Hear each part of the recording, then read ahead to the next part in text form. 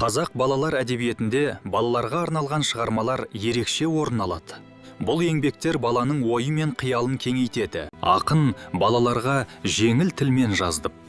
Бірақ әр өлеңнің ішінде терең ой жатты. Қадырдың өлеңдері тек күлдірмеді.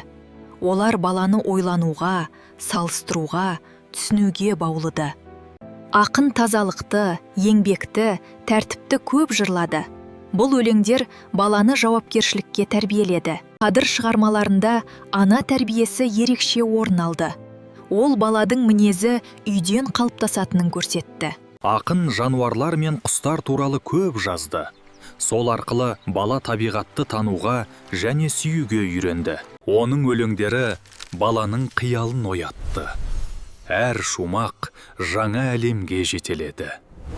Қадыр балаларға түсінікті, ықшам, әсерлі өлеңдер жазды. Сондықтан оның шығармалары тез жатталды. Ақын балаларға ұлттық рухты сезіндірді. Оның өлеңдері туған жерді, тілді, елді сүюге шақырды. Қадыр Мырза әлі қазақ балалар әдебиетін байытты. Оның мұрасы бүгінде өз маңызын жоғалтқан жоқ.